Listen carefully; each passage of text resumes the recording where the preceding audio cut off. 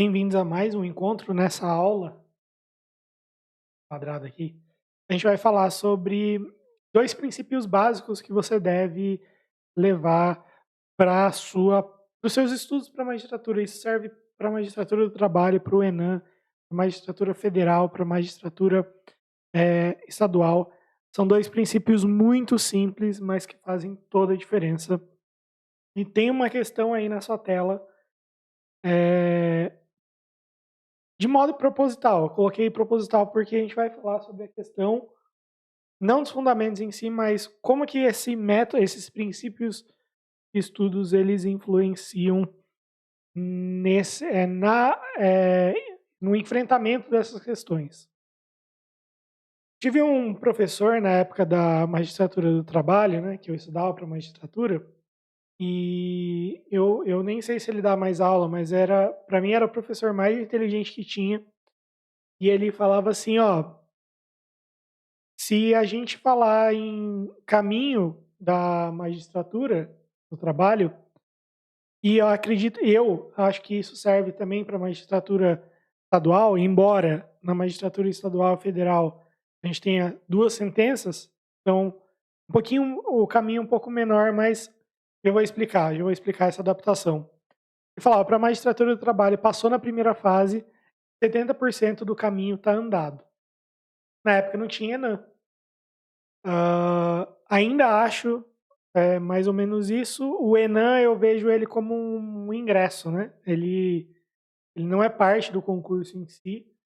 Ele diz muito sobre a preparação do candidato, diz muito sobre a efetividade do método de estudos do candidato, mas não é, pelo menos para a magistratura do trabalho, uma influência tão grande assim na sua preparação.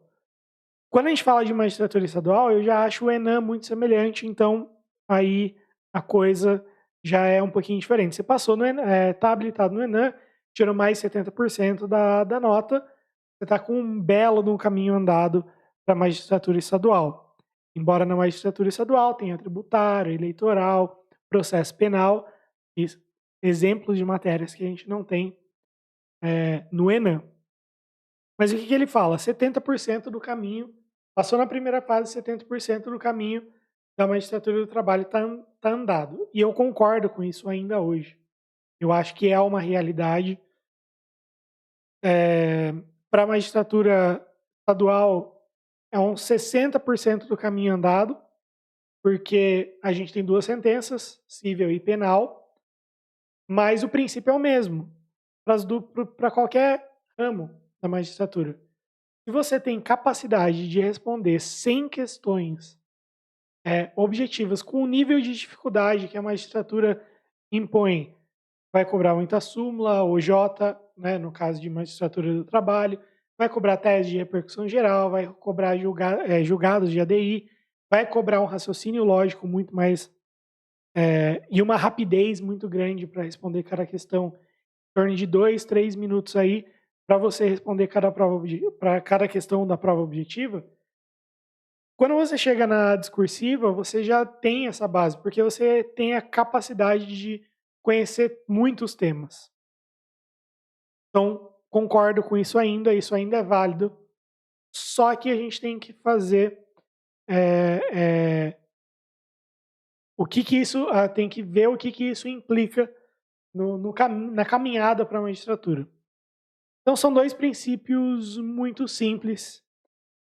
Primeiro princípio não existe estudo fora de edital que você faça especificamente para uma fase.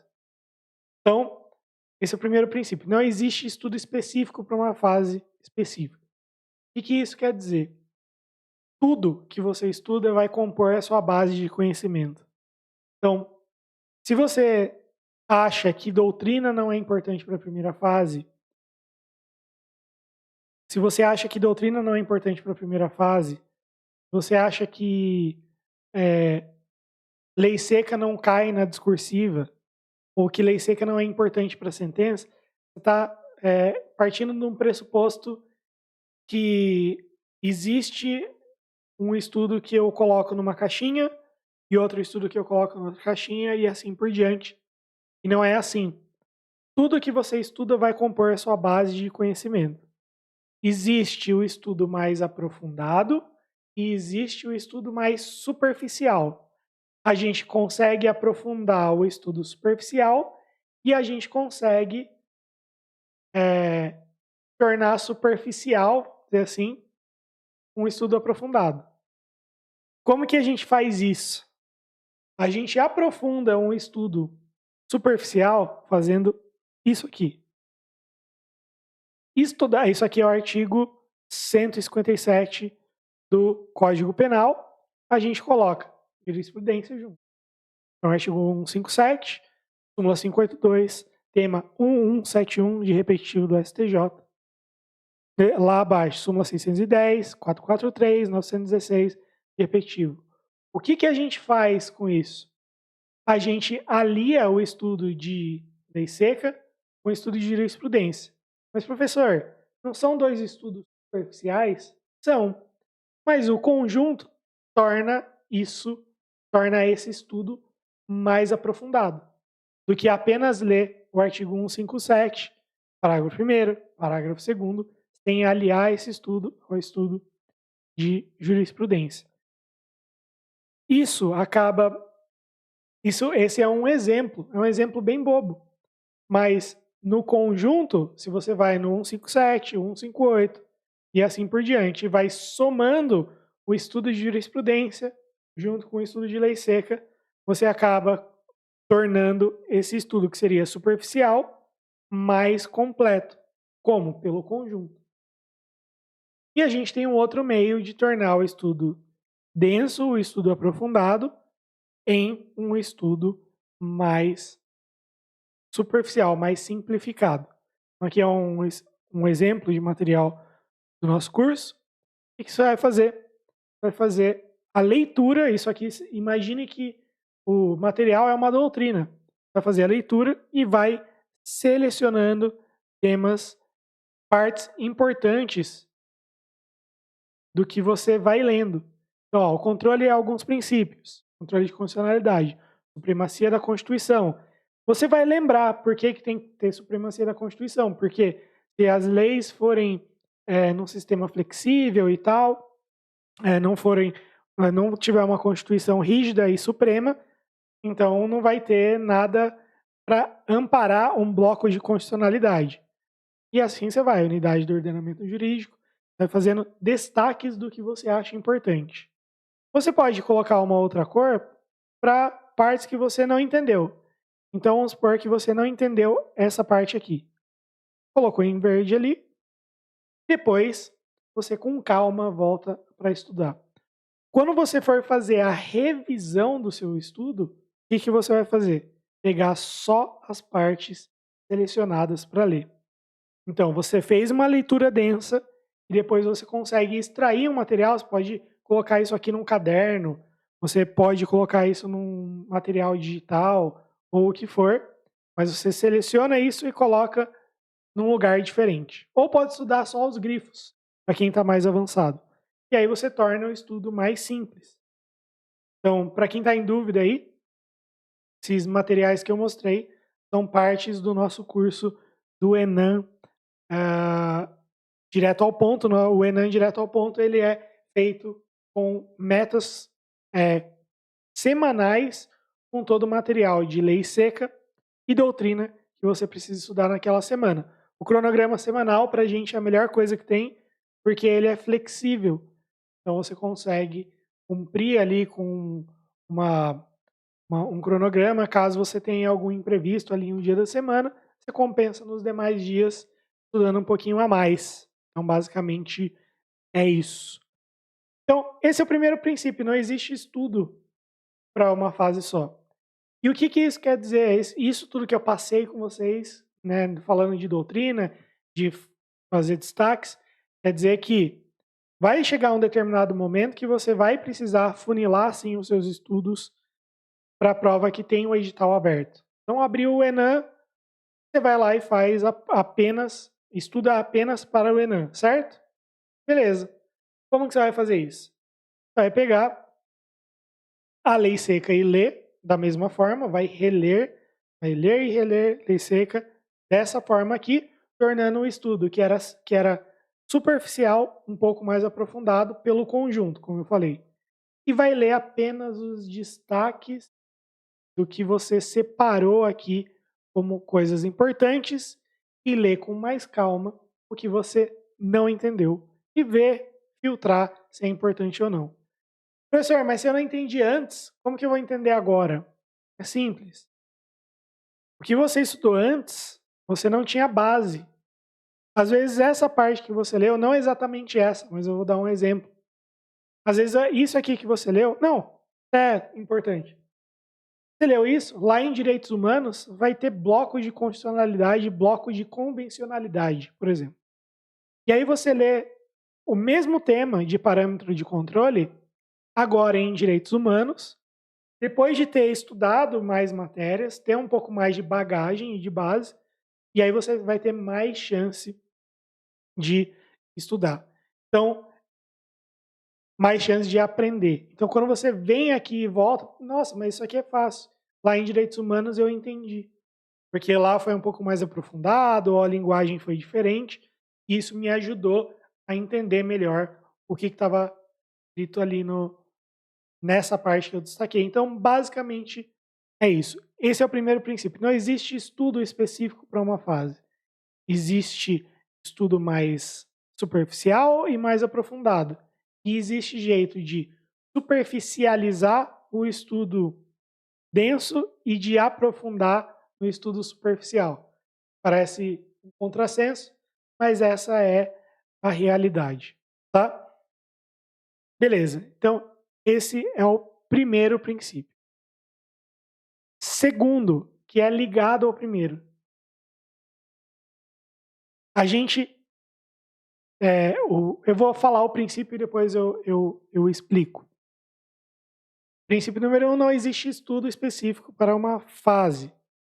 Princípio número 2, o que mais importa é conhecimento. Certo? O que mais importa é conhecimento. Então, vamos lá. Não existe estudo específico para uma fase. E, além disso, o que mais importa é o conhecimento. O segundo princípio ele tem muito a ver com o primeiro. E quer dizer o seguinte, muita gente vem e me fala assim, então basta eu pegar esse material de lei e estudar a lei seca e fazer muita questão. Isso até é capaz, isso é importante, não vou tirar a importância disso. Mas se eu leio o artigo 158, constranger alguém mediante violência ou grave ameaça com o intuito de obter para si ou para outrem vantagem econômica a fazer, tolerar que se faça ou deixar de fazer alguma coisa. Bom, aí vem a questão e pergunta. Algo relacionado à classificação desse crime. Ele é um crime formal, material ou de mera conduta. A lei não fala isso. E essa classificação do crime de extorsão como material formal ou de mera conduta, ele é importante para eu saber a aplicabilidade desse dispositivo. Como que eu vou saber em que momento consumo o crime se eu não sei nem mesmo o que é um crime material formal ou de mera conduta? Crime formal, material ou de mera conduta é um tema bem simples que a gente aprende ali no início do direito penal, né, quando a gente está lá na faculdade. Mas saber a classificação em si e saber qual é a classificação de cada crime, e além disso, saber como isso implica na consumação e na aplicabilidade de cada dispositivo legal, no direito penal, que é o exemplo da vez, é importante. Então, saber tudo isso vai me dar uma base de conhecimento para enfrentar questões como essa. Essa é a questão número 1 da prova branca, salvo engano, do ENAM 2024.1. E ela pergunta: Francisco, servidor público no cargo efetivo de médico em município brasileiro, submete-se a novo concurso público e é aprovado dentro do número de vagas para emprego de médico cirurgião em fundação pública estadual. sabendo-se que há compatibilidade de horário para as duas funções sobre acumulação em tal hipótese, assinale a afirmativa correta. Aqui não é aula sobre o tema em si, são 2 temas de repercussão geral que foram cobrados aqui, mais o texto da Constituição sobre a acumulação de cargos. Só que a questão não é essa. O próprio enunciado já demonstra que eu preciso ter uma série de conhecimentos que não está lá no texto constitucional. Que é, o que é um servidor público de cargo efetivo de médico? A Fundação Pública Estadual de Saúde para a qual ele passou, ela tem uma natureza de caráter privado ou público? A gente sabe que uma fundação pública, chamada de fundação autárquica, então ela tem regime de direito público. E isso é importante a gente saber, para que a gente tenha pelo menos, se a gente não se recorda do que o STF decidiu, um raciocínio para conseguir aplicar o que a gente lembra do texto constitucional. Se fosse sociedade de economia mista e empresa pública, será que seria diferente? Então, são perguntas que a gente tem que ir se respondendo enquanto a gente lê. Compatibilidade de horários. Também é do texto constitucional e também é de julgados do STJ e STF sobre o tema, de haver a compatibilidade de horários para o exercício das duas funções. Então, só o enunciado ele já é capaz de trazer uma profundidade que só estudar a lei seca e fazer questões não torna o suficiente. A gente precisa saber o que está por trás do conteúdo do texto constitucional. Essa questão é a questão que a gente chama de questão de enunciado de caso hipotético dentro dos nossos cursos. Enunciado de caso hipotético, ela vai ter um bloco em que se é delineado o contexto fático, então o cara fala, o enunciado, a banca fala assim, ó, aconteceu tal coisa com tal pessoa, o estado alfa, o município delta, né? Não é assim que a FGV normalmente coloca? E aí a gente vai ter um segundo bloco, que é uma parte em que normalmente o enunciado vai dar uma prévia do que é a resposta. Então aqui ele está falando funções e cumulação, então ele está te dando uma prévia de que é acumulação de função, e aí a gente identifica qual é o tema. E aí depois vem as alternativas, que vão ser alternativas que vão resolver esse caso concreto. Se a acumulação é lícita ou é ilícita e qual é o fundamento. Então, aqui que está o outro jogo, a outra parte do jogo, de adquirir conhecimento ser mais importante do que ler lei seca e fazer questões. Ler lei seca e fazer questões. Lembrando, não que isso não seja importante, não que isso não deva ser feito. Você tem que treinar questões, tem que estudar lei seca, mas você não pode deixar a doutrina de lado. Você não pode deixar o estudo aprofundado de lado. Então, a acumulação ela é lícita por motivo tal, é ilícita por conta do motivo tal. Tudo bem? Beleza. A gente tem um outro tipo de questão, que é a questão que eu chamo de enunciado direto. Questão de enunciado direto é aquela que fala a respeito da medida provisória, a respeito do devido processo legal, assinale a alternativa correta. E aí, as alternativas, elas não têm como fugir de um texto de súmula, de um texto de julgado do STF ou do STJ, ou de um texto de lei. Tá? Só que a FGV, ela meio que dá uma mexida na redação, né? Falando assim, que é direito defensor, no interesse representado, ter acesso amplo aos elementos de prova, já documentados em procedimento investigatório, por competente de polícia judiciária, digam respeito ao exercício do direito de defesa, tem a ver com súmula vinculante, essa alternativa, mas ela mexe um pouco na redação. Por quê? Porque ela não faz o que outras bancas fazem. Ela não copia simplesmente o texto da súmula ou o texto de lei. Ela muda a redação para te forçar a demonstrar o entendimento do que a súmula vinculante fala. Então veja a importância do estudo da doutrina. Não basta ler lei seca e jurisprudência. Você vai usar os dois princípios. Não existe estudo para uma prova específica. Então você vai fazer o estudo denso e o estudo superficial. E ao mesmo tempo, você vai tornar denso o estudo superficial, com o estudo de lei seca, junto com jurisprudência, e você vai superficializar, deixar fácil o seu estudo denso. Ah, professor, isso aqui, supremacia da Constituição, unidade do ordenamento jurídico, precisa. Caiu questão no Enem 2024.1, falando sobre uma doutrina do Barroso, só do Barroso, entende? O ministro Roberto Barroso, do STF. Então você precisa ter esse conhecimento. Então, basicamente é isso. Princípio 1, não existe estudo para uma fase só, estudo denso e estudo superficial. Tudo bem? E isso aliado ao princípio 2. O que mais importa é ganhar conhecimento. Beleza? Espero que vocês tenham gostado dessa aula e a gente se vê na próxima.